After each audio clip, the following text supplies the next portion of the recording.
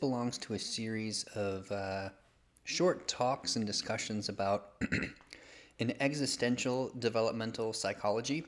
And that series isn't available yet, but it's a book that I'm writing. And I realized as I was sharing these stages or steps, these existential crises that we pass throughout life, as I was trying to present those to a group of students, um, I realized there was more foundational work that needed to happen, and students were having trouble making that existential shift. So I think we have a lot of experience in psychology and in the medical sciences of looking at human life stages, for example, or human phenomena, human experiences, and dividing it up into scientific factors or objective variables. So, for example, in adolescence, there are hormones coursing through the body so we can understand emotions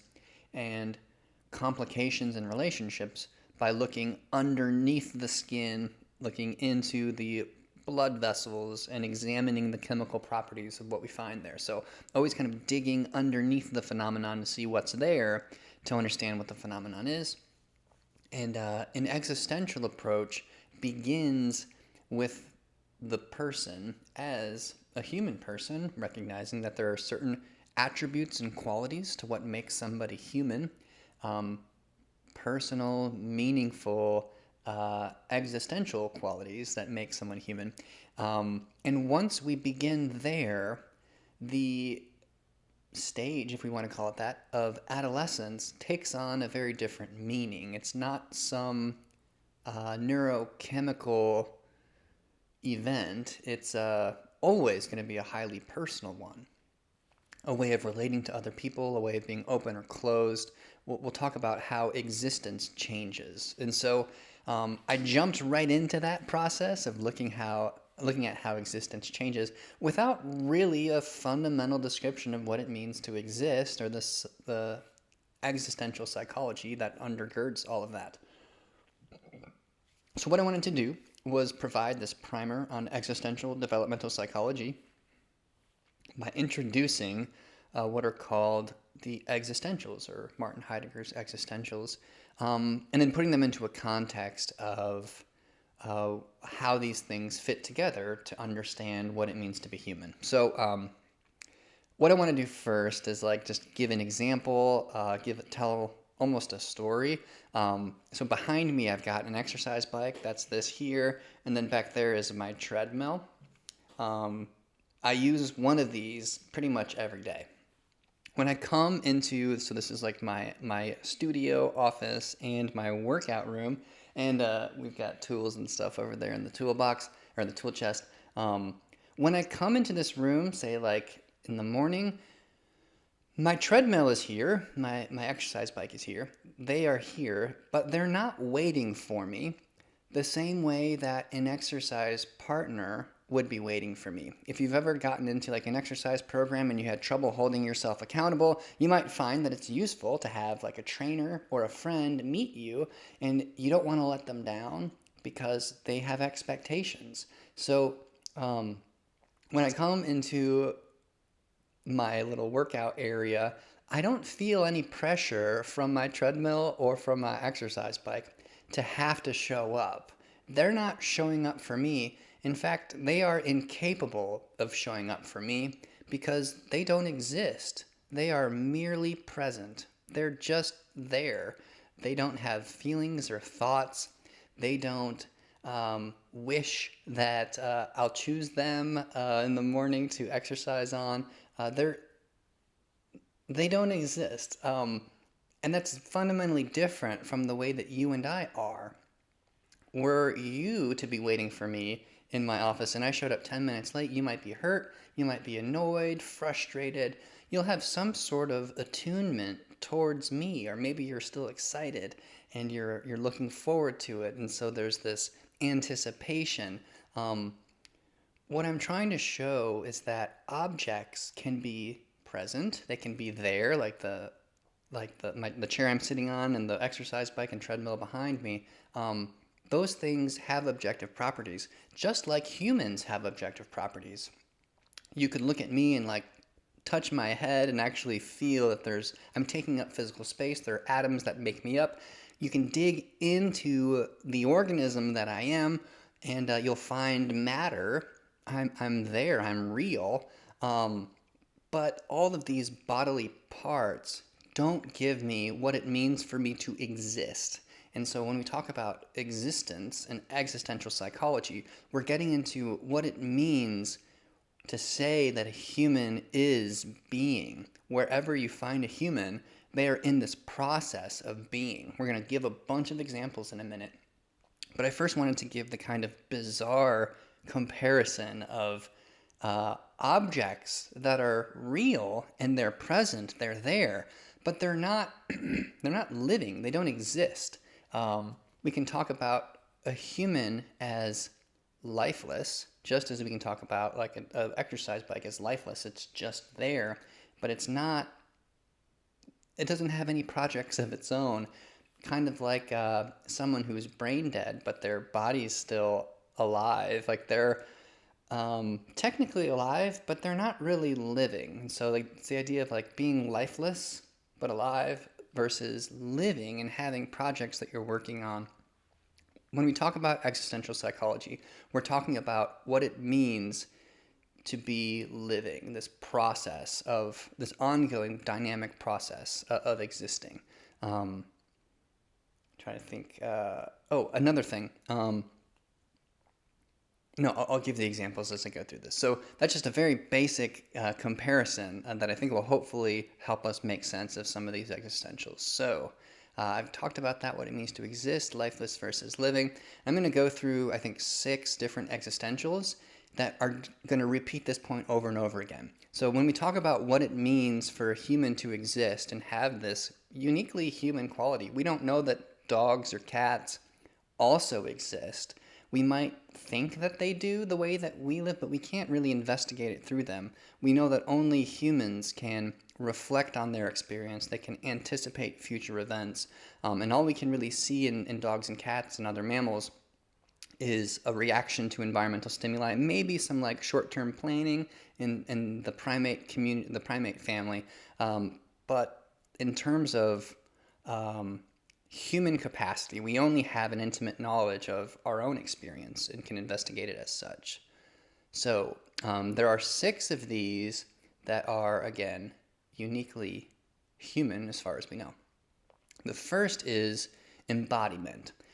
When psychologists look at the body, as I described earlier, we're looking beneath the skin, we're looking into the intercellular spaces, interneural spaces, the synapses, and that's looking at a body the same way we might understand the mechanics of an exercise bike. It's just there. Existentially, we understand that we don't have bodies. We are bodies, or, which is a strange thing to say, instead we say we are embodied. I cannot have this conversation with my smartphone in front of my computer screens without a body. My body allows me to communicate verbally. It allows me to see. It allows me to feel like I'm presenting myself and orient myself in space. I can't hug you or console you or even acknowledge you without my body. And so if my body were to change, so if there was some sort of physical disability or ailment or transformation that happened with my body, that means it would change how I'm able to communicate with you, how I'm able to affirm you or console you or connect with you. We know throughout the lifespan, the body changes radically in a lot of different ways. Hormonally, physiologically, in terms of like size, muscular changes, neurological changes. As these changes occur, it's not just happening at the level of the body. There's a transformation of what it means for you to exist. So as your body changes, so too does your embodiment and the way that you're able to engage with the world. I am almost 40, and I've had a pretty similar like physical characteristic or set of physical characteristics since my early to mid 20s. Now, a lot of my ability to like recover from exercise has changed as I get older, but I changed a lot more in adolescence than I have since turning, I don't know, 20 years old. So I have some confidence in what the next day will bring, the next week, the next year will bring, because it's been relatively consistent. But if I were to jump like 20 years from now and suddenly I'm slower, my metabolism has maybe slowed a little bit more, maybe I look and feel different, all of these things are going to predict a change in how I'm able to even like read the newspaper, how quickly I'm able to process things, how well I can follow conversations, how people receive me, the way that they see me, and sort of how they interact with me. All of these things are products of my embodiment, and they're an important part of how I identify myself and how I make sense of my own experiences. So I hope I haven't either described this to death or rushed through it too quickly. The main point here is that we don't have bodies. We are embodied. And so any changes to the body means changes to integrally who we are. The next one, we are temporal. That's the next like existential, which means that humans aren't only present now, but they're also living towards the future. So goal planning, having a goal orientation, planning for maybe something this coming weekend or next month, or like graduation on the horizon, or like future goal of having children or running a marathon, whatever the case may be. We're living in the present moment because we can only have those thoughts now, but we're also oriented to the future. But we're also tied to the past. So there's a triple, tripartite temporality to who it is that we are. We necessarily live in the present. We're oriented towards the future, and we're rooted in our past. So how we define ourselves, what we've accomplished, our experiences and our perspective, all of that is rooted in the past. So we're definitely tied to the past. We're definitely rooted in the present, cemented into the present, and then oriented towards the future. So I know that my dogs are excited when the sun starts to go down because they know it's almost dinner time. But I don't know that during the day they're thinking, oh, I'll feel so much better once I have dinner. Whereas humans can look forward to a meal, usually the social part, perhaps having some idea of how the meal is going to fit into their particular diet or their metabolic goals or whatever the case may be.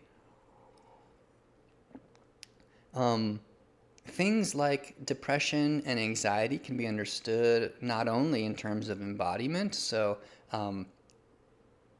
I have anxiety as if it's this affliction that happened to me, but it isn't me, versus I am being anxious. So that's a disembodied versus embodied way of looking at it. And then from a temporal perspective, anxiety is like pressure, this like intense pressure to accomplish as much as possible before the future comes. It's as if the future is coming at us so fast and we won't be prepared for it. That is anxiety. And then depression is almost as if like the future is not coming fast enough, or it's not coming at all. So we can look at mood disorders in terms of these existentials. So we've looked at embodiment, temporality. The next one is spatiality or space. It's really strange to think about humans as being spatial, but look at it this way. If I removed everything from this office, you can't see the whole floor plan, but it's rather spacious. I can do a lot with it. But if it was empty, then it would just be like this empty, kind of cavernous, echoey room. And I would just kind of come in here, stand for a few minutes, and then walk out. I could do a cartwheel, maybe. I could sit on the floor on this, like, this vinyl plank floor. That's it. In terms of space, like physical space on a graphing board or a sheet of graphing paper, I can only fit so much stuff in here. So I've got this large desk. I can have my computer, a camera. I've got this exercise equipment. I've got tools. There's a closet over here in the corner. I can't really fit anything else. And so before I moved this stuff in, there was more physical space. Like if I had a tape measure, there's more floor space that's available. But it was unusable to me. It wasn't useful space. So what I actually have now is less physical space, but more useful space. I can work sitting in my chair at my desk. It's space for recording videos. It's space for writing, responding to emails. It's useful space for that. So even though there's less available physical space, if I were to measure it out with a tape measure and like calculate it, there's more living space. That space is in me. I create that space by using the material objects in my environment. The exercise bike is as heavy. The treadmill is enormously heavy, but those things create space for exercise activities. Quite a bit of space to that extent, even though they're kind of awkwardly shaped and they take up a lot of room. But room is always, so the space that you're in within a room is how you use it. Lecture halls are built for the purposes of listening to a single person. All the chairs are faced in one direction. That is a useful space for listening or lecturing. A bedroom with like curtains and like the bed kind of in the center and airflow, quiet, is made for resting or for sleeping or for retiring for the evening.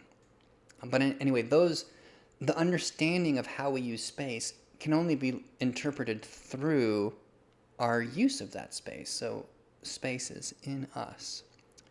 I don't know if I'm just tired of recording videos today, but I feel like this is getting long-winded. So I'm going to try to cruise through these next ones because it's the same idea. Every one of these existentials represents a kind of deep embedded way of being in our world. Sociality. We are inherently social creatures. From the moment that we're born, we are born by a woman. Even if we are taken forever from the human population, we were born into this world vis-a-vis this human relationship. And so we would be isolated if we were removed from the social sphere. This bike can never be isolated. It can never be cut off from the world because it's a bike. It doesn't exist the way that we do. But we are always defining who we are socially, whether we want to or not. So either we are with others or we are alone. We often identify as like son, father, brother, husband. Those are some of the male relationship or social forms that our sociality can take, but also so I'm also a professor, I'm also like a runner, but all of these things make sense only within their social context. So developmentally, sociality is really important. In fact, Erik Erikson defined the stages of development or the transitions between these stages as social relationships. He called it, what did he call it? Psychosocial development. That was his whole methodology. Attunement is talking about your mood or your emotions. We don't often think about being attuned to the world in this way, but whenever we walk into a room where someone else is, we can be open to them or closed to them. We can be willing and welcoming of them. We can be kind of cold and aloof from them. So before we even open the door to somebody else, we're already attuned to them. Now, and it can be difficult to overcome that. And we get that sense. Someone can walk into the room and all of a sudden there's a chill. Well, they brought that chill. It's their attunement to the social environment. Other people can be like lively and gregarious and exciting and put everybody at ease. They're bringing their openness, and it has this like infectious quality on everybody else because we are social beings. And so, there's this example by therapist Jean Condreau. He was driving a colleague across these Swiss farmlands, I think. But they came across a couple of towns, and in one town they passed like a wedding procession, or procession's the wrong word, a wedding party. And so there were like photos being taken, and it was this really like cheerful scene. And Jean was like, "Oh, look at that, how lovely!" But his friend was driving, so he didn't like try to distract him with it. And then like when they got to the next town, there was a funeral procession and like a bunch of people gathering around a cemetery. And his friend was like, "Oh, did you see that funeral? It's so sad." And Gian was like, "Yeah, but did you see the wedding? Like that was happy." His friend was attuned to sadness, so he's like looking in the world and seeing things in terms of how sad they are. And of course, we do this. Our perceptions are always traced to our past experiences and how we're attuned at that moment. If you feel like your partner is about to leave you, or you feel like your relationship is hanging by a thread and is precarious, then when you watch a movie, you're going to see in their relationships that they are hanging by a thread, or you'll interpret it that way, or you're going to look for it. If it's a strong relationship, you're kind of going to be disinterested, but if it's like a relationship hanging by a thread, you're going to connect with that. That's what you're going to see. That's what you're attuned to. So recognize that attunement is in us. People don't make us sad. We are attuned to sadness, and we look for opportunities to be sad with others. So wanting to be hurt, or having an attunement to being hurt and self-injured, and then listening in someone's comments for injury. And so like, "Oh, I'm going to interpret what you said as being critical of me because I'm already attuned to that." Notice how one of the themes here is being responsible for yourself, being responsible for the role that you take in being depressed, your role in being anxious, your role in being a success or a failure. We can look at all of these things as happening to us as though we're nothing more than a bundle of atoms, that is present in space, but thrust upon it by all the other forces in the world. Or you can see yourself existentially as a participant in your life, as a co-creator of what happens. I think this is the last one. This is our mortality, and it's the one that most people think of when they hear of existentiality. In fact, right now, existential is being used by non-philosophers as like a synonym for death. And so like, if it's a life or death situation, people say, "Oh, it's an existential situation." But they're not really talking about the architecture of human existence and all the different interconnectivities that we've been describing. But it is true that we're going to die, and this knowledge, again, humans, as far as we know, are the only ones who are able to not only know that we're going to die, or not only are we going to die, but we know that we're going to die, and that knowledge changes what it means for us to be living. We know some other animals mourn the passage of others, but I don't know, we can't know if they're able to ruminate on their own death, but humans can.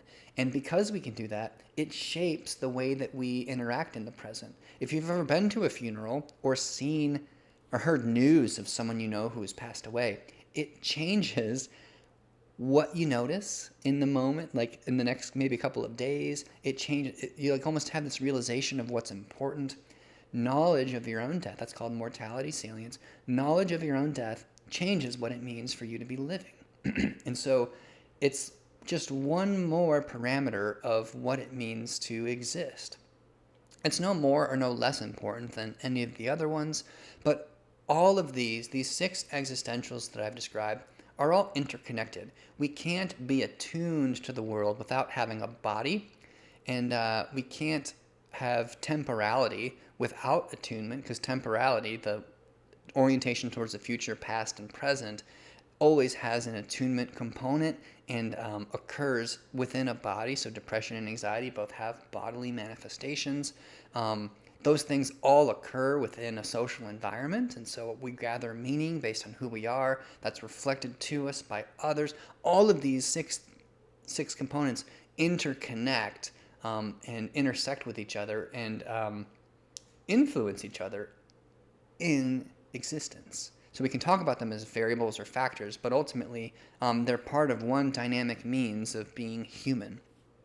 So that is, those are the human existentials. They are the foundation of what's called Dasein's analysis, or the analysis of what it means to be human. And they're Heidegger's existentials. So just some like concepts to tie into what I've just described. But I'm hoping that that foundation helps support the existential development that I'm trying to outline in a book that's coming up, but also in this course that I'm teaching. So hopefully students find it helpful, and then future readers find it helpful.